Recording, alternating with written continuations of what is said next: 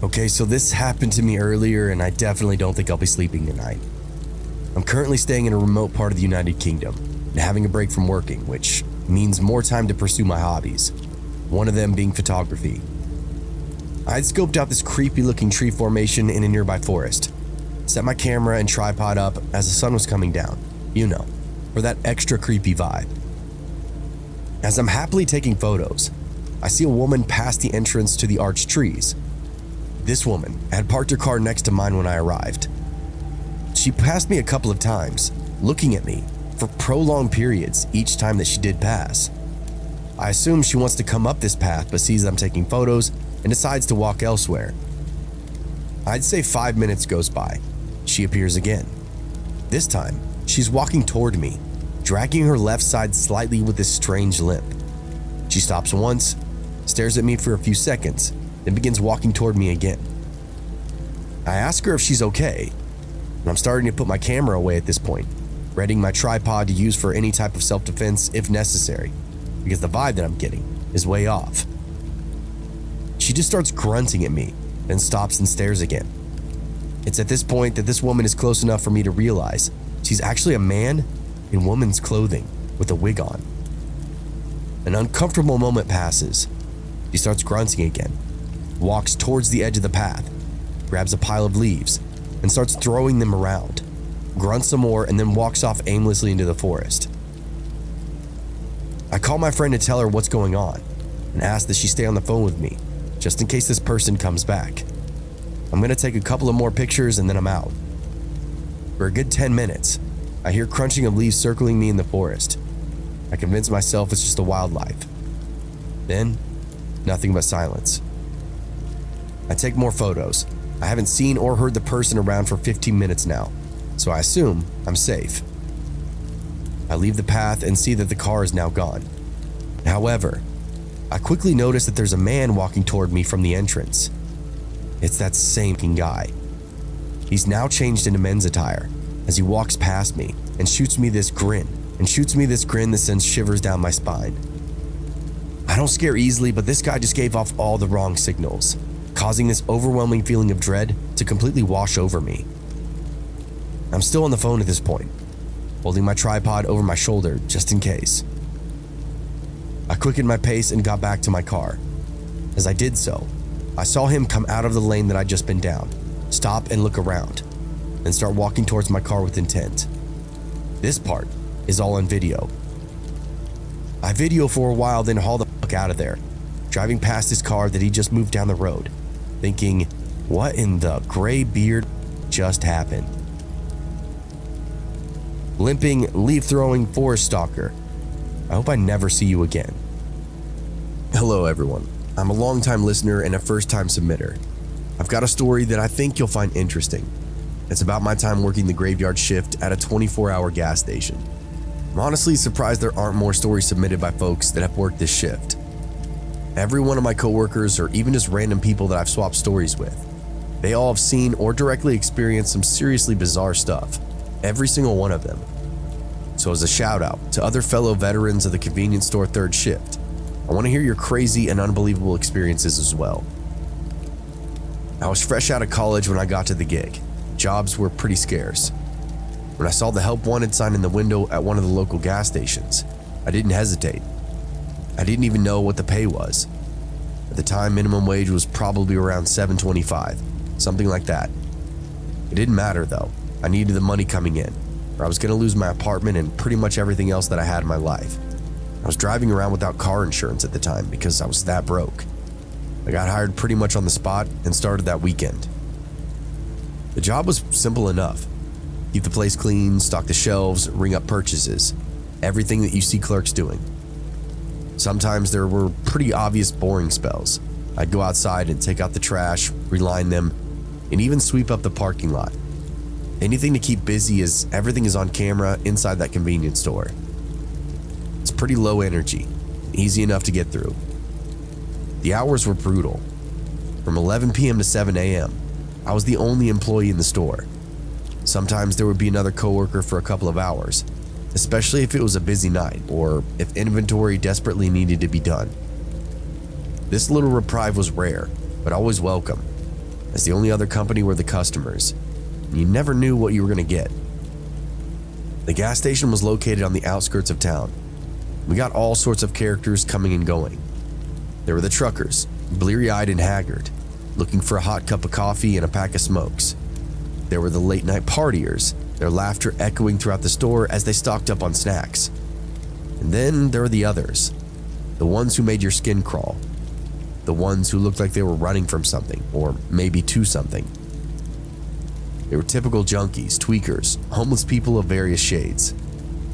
Sometimes really strung out people would come in, clearly agitated and just looking for trouble. I'd ask them to leave immediately or I'd call the police. 9 times out of 10 this would work. They would take their crazy drug-fueled trauma back outside where it belonged. Every now and again though, you'd have someone slip in and go to the bathroom, only to never come out. And I can't tell you how many burnouts I would have getting blasted in the bathroom, only to nod off or keep using and completely lose track of time. My only option for these folks was to knock until they open up again. I have to tell them I'm calling the police, as I have to assume they've OD'd in there. This is a real life thing that happens. It's why sometimes you'll find blue lights in bathrooms, so some people can't find a vein. It's a sad fact of reality nowadays. The nights were long, and they oscillated between mind-numbing boredom and spikes of anxiety. I remember one night though, a man came in, his eyes darting around nervously. He was twitchy and kept one hand in a pocket out of his hoodie the entire time. I rang up his purchases, my heart pounding in my chest, but I was relieved when he left without incident, at least until he came back. He slipped through the door about 40 minutes later, perused the exact same aisles that he had before. This time he looked even more nervous. I mean, really bugging out. I suspect he had a plan earlier, but wasn't quite high enough to go through with it. So he went and got jacked up, and now he was back. "Hey man, you already bought all that stuff," I said to him. "You don't look good either. I'm about to hit the call button. The cops will be here in 3 minutes." It was a stone cold bluff, probably more like 10 or more, but this clown didn't know that. I watched as his eyes peeled wide and he started stepping towards the door. "Wasn't gonna do nothing," he explained. I could smell the alcohol wafting off of him now. Earlier he just smelled bad, like BO. I made a motion towards the button underneath the counter, and the guy bolted towards the door.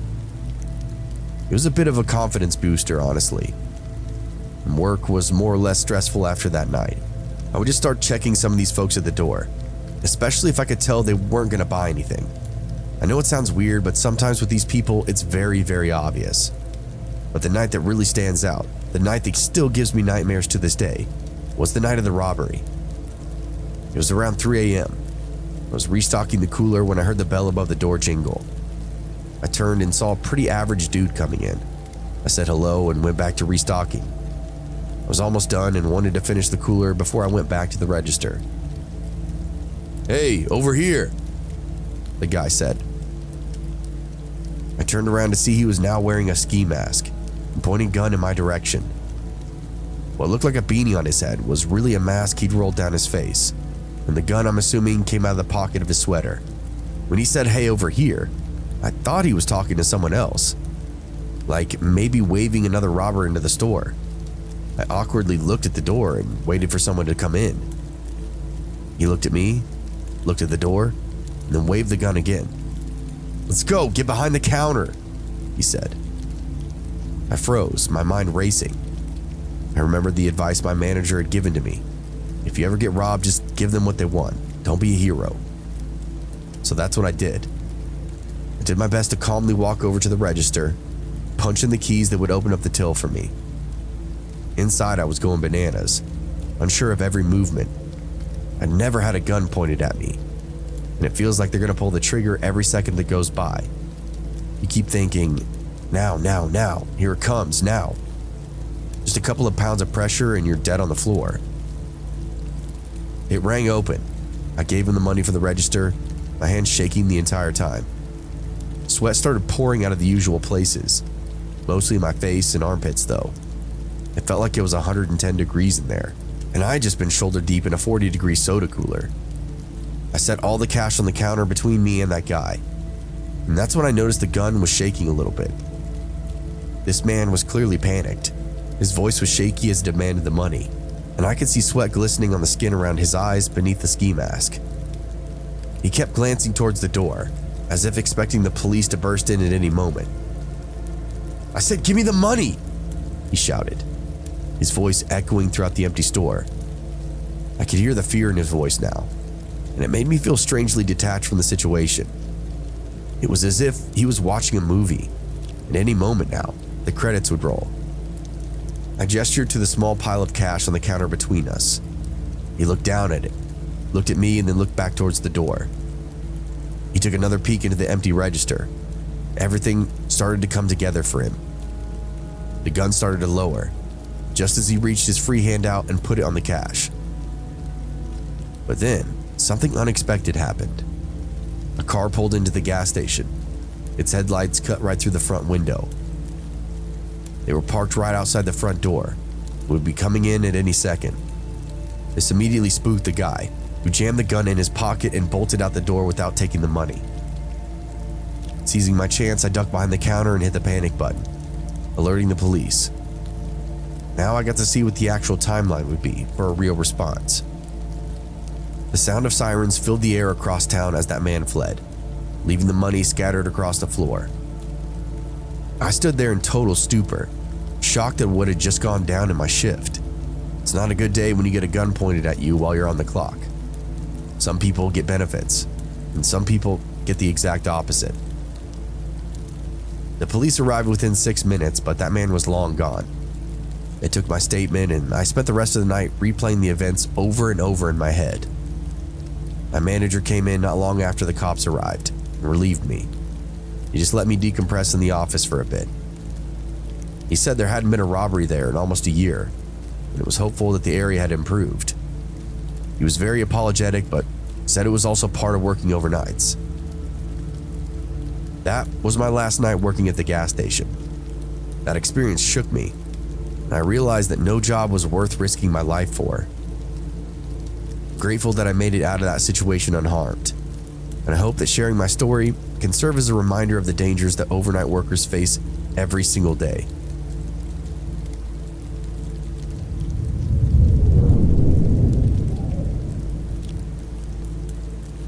I'm a 22-year-old female, and I grew up in this small, reserved community in Lake George, New York.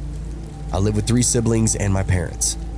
Me being from New York State, I never really visited the city much. I went maybe twice as a kid, but I never really remembered much of my visits. When I graduated high school, me and my best friend, whom I'm now living with, thought it would be fun to take a small road trip down to New York City. It was just the 2 of us. We stayed for a weekend and had this really amazing time. It seemed more magical going to the city this time around than it did many years ago. I absolutely fell in love with the city life and wanted more than anything just to live there. I work real estate. It's not something I want to do or even thought I would do for a career, but me being 18 and money hungry, I thought I should just go for it and take that 77-hour class. I ended up getting my real estate license at 19, and I made pretty good money off doing it.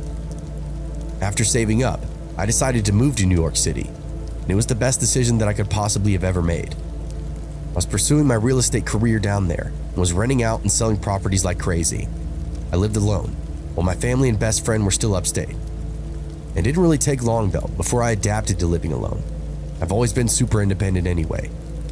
One day, I get home around 6 p.m. and was thinking about making myself some dinner because I went grocery shopping the night before. When I get all my groceries out to cook, I noticed there was a few things missing. I didn't think much of it as I blamed myself for probably forgetting something or using it already without even realizing it.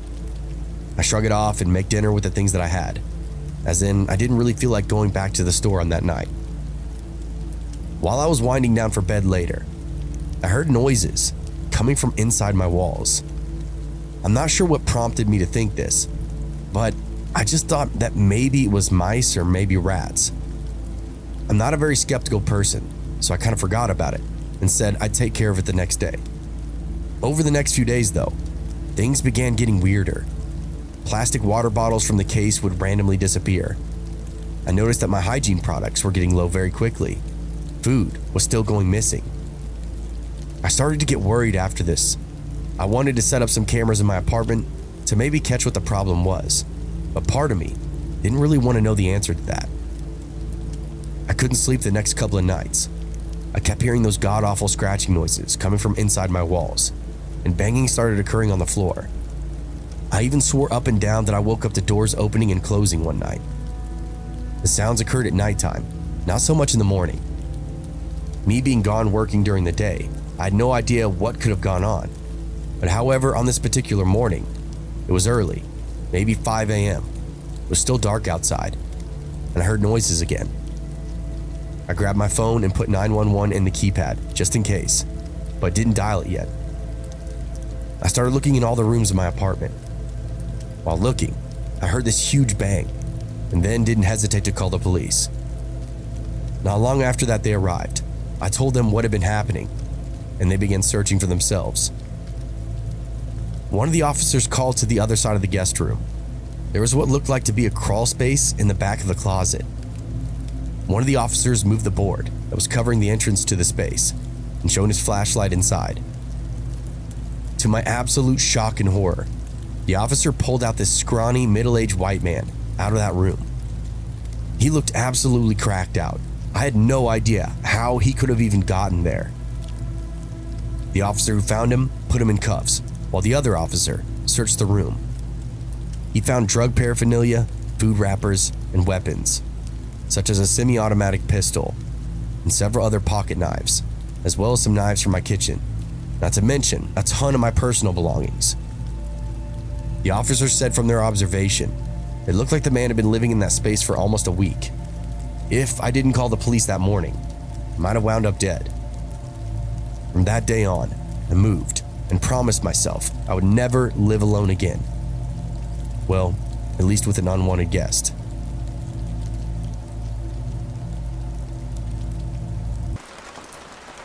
I live in the UK, and a few years ago I sold up, took early retirement, bought a boat, and dropped out to go on an adventure exploring the UK's inland waterways. I don't have a mooring through choice. The whole reason I bought a boat was to get out and explore, and doing this has taken me to some really interesting places I wouldn't have thought of visiting otherwise. I visited some urban and really lively areas like Liverpool, but also spent time out in the sticks away from everything in extremely rural and peaceful spots. It's pretty cool being able to choose your spot dependent on your mood, and if you don't like the area or don't like your neighbors, you can just throw your ropes and move. In the UK, the waterways license enables you to boat without having to take a formal marina berth, provided you genuinely keep moving, with most mooring spots being free up to 14 days before you have to move. This is called constant cruising, and if you have a decent craft, well set up for off-grid living, it's an amazing way of life. Many people choose this way if they're not tied by their jobs or on an adventure like me.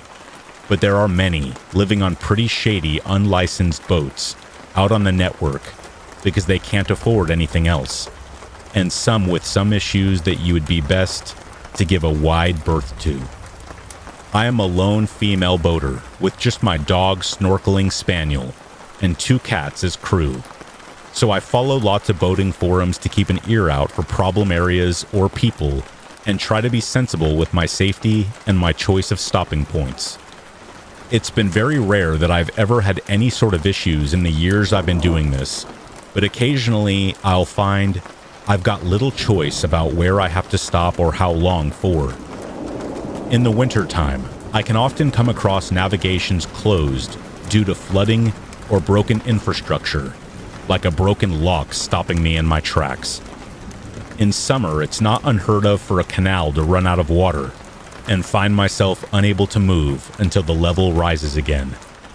As I'm writing this, I'm stranded on a quarter-mile stretch of canal with river navigations at either end, closed due to flooding, and I've been stuck here for 2 months now. My cats like to go out, so I always try to moor away from roads and seek out spots where the cats would have an escape route from any pursuing dog, like a thick hedge or a fenced-off area of some kind. So I chose a spot right up at the end of this canal, alongside a derelict industrial area, There's a couple of gaps in the steel fencing a person can get through, and after checking it out to make sure it's reasonably safe and finding mostly just piles of bricks and unusable but deteriorated roadway left, I've been in there regularly walking the dog, with the cats even trotting behind. Only once have I ever seen anyone else in there, and that was just another lady with her dog. My cats have discovered there's mice in there, and they're having way too much fun to come home as often as they usually do, so it's become a nightly ritual to have to go in with my head torch and dog and retrieve them before bed. They are both pretty great cats that think they're dogs, so if I go and shout for them, they'll come running and follow me all the way back. The first 7 weeks went without incident, but a few nights ago, I was in there shouting for one of my cats when I heard what sounded like bricks being bashed together in very deliberate, even-spaced multiples of 3. My first thought was someone was hurt and maybe can't call out, so they were trying to get my attention. So I stopped and listened. Another 3 bashes came, but this time, nearer. Okay, someone's moving and definitely not stuck. So I pick up the pace and think that this is just weird. It's 11 p.m. and below zero with ice everywhere. There's no shelter, just piles of bricks. So why would anyone be in here? My cat comes bounding up at this point, so I just scoop her up and practically run back towards the fence. Another 3 bashes. The first one really loud and heavily emphasized, and again, all very deliberate and evenly spaced. But this time, nearer again. I've moved quite a distance and turned a corner by this point, but the noise has followed and switched sides, like they had cut the corner and almost caught up with me. I get us all through the fence and back on the boat, locking it all down. At first, I don't hear anything, but my cats do, and they keep lifting their heads and alerting to something outside. But then I do hear it. The fence is only about 10 feet from my side of the boat, and I hear a growling coming from the other side. Loud growling. It was a god-awful sound, and I sat there scared witless, wondering what kind of freak would be doing that, and what they were going to do next. If you can imagine a human trying to mimic the sound of a slow revving motorbike, it kinda sounded like that, and this went on for nearly 10 minutes. I turned all my lights off in case they could see in, and sat awake for hours, too scared to sleep, and constantly watching my crew for any indication that they could hear anything, but there was nothing further, and I eventually fell asleep. 2 days later, I was walking down the towpath and walked past a small, rough-looking cruiser moored about 200 yards away from me. As I passed, I heard a man's voice mimicking me, calling my cat's name, like I had been that night before. I looked over and saw a really scruffy and dirty-looking man, I would say in his 30s, with dark hooded eyes and god-awful teeth grinning at me. I have no doubt this was his way of telling me that it had been him that night, and he looked like he was now trying to freak me out even more. So I stopped for a second and gave him my best defiant, "I'm not scared of you, and you would think again, because I am a secret badass" stare. I even managed a sly psycho-esque grin of my own right back at him before walking off. I don't know why I reacted like that. Generally, challenging someone who might be unbalanced is a dangerous thing to do, and wouldn't be my usual approach. Apart from the fact he looked mentally ill at best, possessed at worst. Anyone who roams around at night growling has some real scary issues. But just there in the moment, I just instinctively felt the need to stare him down and not show fear. And boy, do I hope my instincts were right, because I am still stuck here, and despite my bravado, I am in no way a badass. Thankfully, haven't seen him since. In fact, in the 2 months I've been here, that was the only time I have clapped my eyes on him at all, despite walking past the boat every other day. I really hope to keep it that way, and as soon as those navigation lights change to signify the river is open again, me and my furry crew are out of here. And to the possessed-looking growling guy, I hope your boat is as clapped out as it looks, so that you can't follow.